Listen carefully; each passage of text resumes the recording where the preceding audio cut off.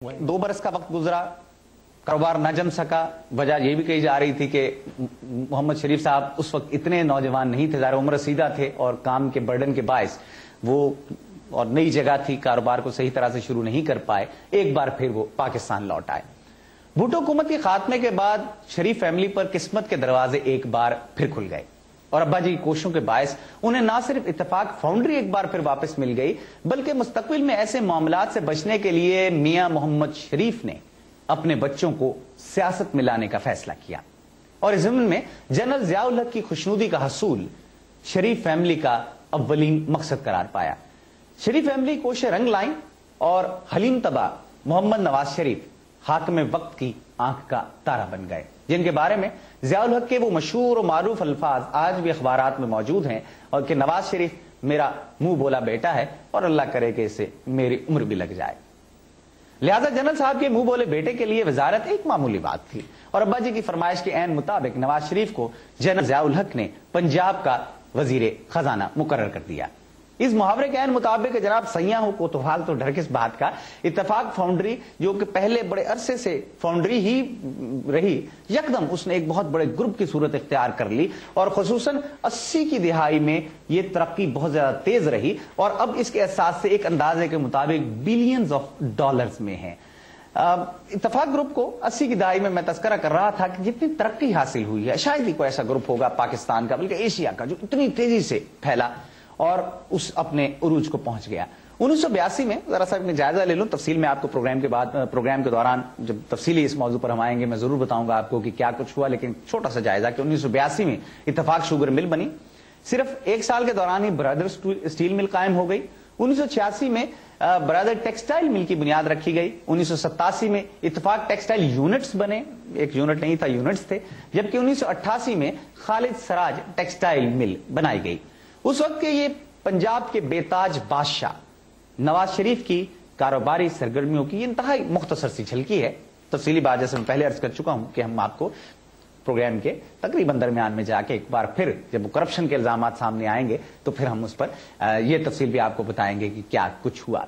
1988 से लेकर 90 के दौरान जब मोहतरमा बेनजीर भुट्टो वजीर आजम पाकिस्तान थी तो पंजाब के अथरे वजीर आला को तारीख भुला नहीं सकती, जिसने उस वक्त की वजीर आजम का इस्तकबाल करने से इनकार कर दिया और एक मारूफ फनकारा से उनकी मोहब्बत के किस्से जुबान ज़दे आम रहे और इन्हीं किस्सों के बायस इन फनकारा की शादी का अंजाम तलाक की सूरत में निकला।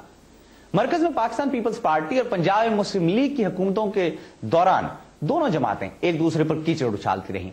नवाज शरीफ ने मोहतरमा बेनजीर भुट्टो पर कमीशन लेने और करप्शन के मुतअद्दिद इल्जाम आयद किए और वक्त की वजीर आजम और आज की नवाज शरीफ की बहन ने उन पर बैंकों पर दबाव डालकर कर्जे लेने, मुतादिद फ्रंटमैनों के नाम पर मिलें कायम करने और इख्तियार से तजावुज करने के इल्जाम आयद किए।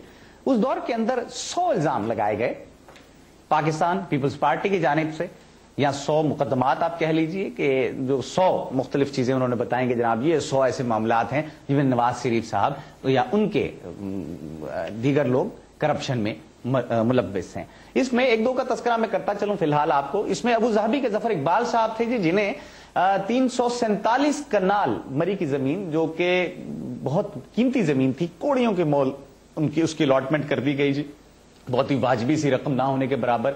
और इसके अलावा फॉरेन एक्सचेंज कवानीन के खिलाफ वर्जी के इल्जाम थे, ये 100 इल्जाम हैं, कुछ मैं पहले बता चुका हूं। अंडर इनवाइसिंग ओवर इनवाइसिंग के इल्जाम थे और वजीर आला के इख्तियारात से तजावुज के इल्जाम शामिल थे। इसमें इंटरेस्टिंग पॉइंट जब वजीर आला थे, आपको याद होगा कि असेंबली में ने एक दिन के लिए कानून तब्दील कर दिया था, नायब तहसीलदारान के लिए तालीमी काबिलियत मैट्रिक करार पाई थी और फिर जितने चाचे मामे भांजे जिसने अब्लाइज करना था जिसको, उनकी तैनाती हुई थी और फिर दोबारा कानून वापस आ गया था कि नहीं जी नायब तहसीलदार के लिए जो पुरानी क्वालिफिकेशन है वही रहेगी। और एक और मशहूर आम सिलसिला जिस पर अक्सर हमारे वकला भाई बात करते हैं, खुदा जाने इसमें कितनी सदाकत है, कि एक मैट्रिक फेल को जज बना दिया गया था। बहरहाल जाहिर है इख्तियारात हों, हाथ में वक्त हों तो जनाब कुछ भी हो सकता है। कानून के साथ आप एक दिन में कानून बदल दें, अगले दिन कानून वापस वही कर दें, आपको कोई हाथ भी नहीं लगा सकता क्योंकि कानून के दायरे के अंदर रहते हुए आपने खेला है। बहरहाल इस सारी सूरत हाल में जब वजारत आला का दौर गुजरा और सही खेल का अंदाजा हुआ शरीफ फैमिली को, तो उन्होंने अपनी निगाहें شریف خاندان نے پنجاب کی بجائے مرکز کی نشست پر گاڑ لی کہ اب وزارت عظمیٰ ہمارا ٹارگٹ ہے. اور دوستوں کے مطابق پہلی بار کسی سیاستدان نے اپنی امیج بلڈنگ کے لیے ایڈورٹائزنگ کمپنی کو ہائر کیا کہ وہ نواز شریف کا امیج آئندہ کے وزیر اعظم کے طور پر بنانے کے لیے شریف فیملی کی مدد کرے. روپے کی ریل پیل اور طاقت کے درست استعمال کے باعث پنجاب کا وزیر اعلیٰ پاکستان کا حاکم بن گیا. 1 نومبر 1990 کو نواز شریف پہلی بار وزیر اعظم بنے. وزیر اعظم پاکستان بننے کے بعد ان کے دور حکومت میں مجموعی طور پر ملک کی معاشی صورتحال بہتر رہی اور بہت سے اچھے فیصلے ان کے پہلے دور حکومت میں کیے گئے. لیکن 18 اپریل 1993 کو اس وقت کے صدر غلام اسحاق خان نے 8ویں آئینی ترمیم کے ذریعے بدعنوانی اور اختیارات سے تجاوز کے متعدد الزامات عائد کرتے ہوئے نواز شریف حکومت کو برطرف کر دیا. اس کے خلاف اپیل ہوئی. 6 ہفتے کے بعد سپریم کورٹ آف پاکستان نے صدر کے فیصلے کو رد کرتے ہوئے 26 مئی 1993 کو نواز شریف کے اختیارات ان کے حوالے کر دیے. لیکن کرپشن کے الزامات کی زد میں آ کر ایک بار پھر 18 جولائی 1993 کو نواز شریف کی حکومت کا سورج ڈوب گیا اور امریکہ سے درآمد شدہ معین قریشی عبوری وزیر اعظم بنا دیے گئے.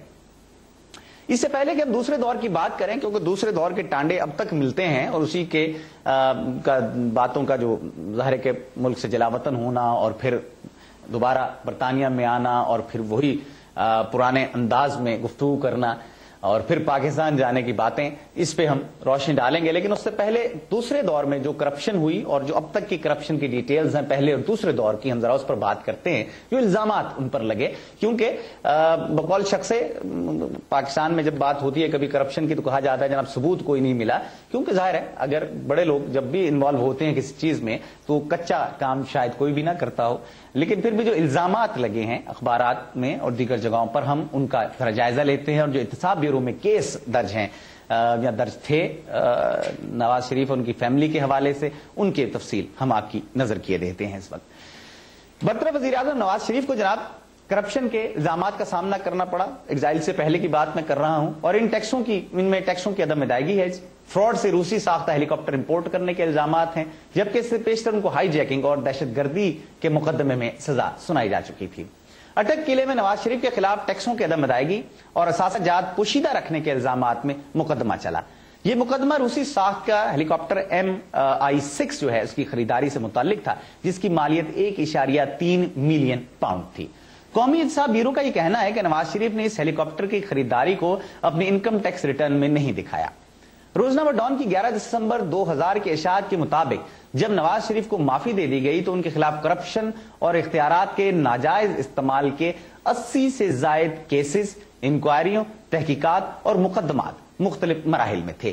ان 80 کیسز میں سے 55 درخواستیں جماعت اسلامی کی جانب سے اور لاہور ڈیولپمنٹ اتھارٹی کے سابق director general major general MH Ansari کی جانب سے درج کی گئی تھی.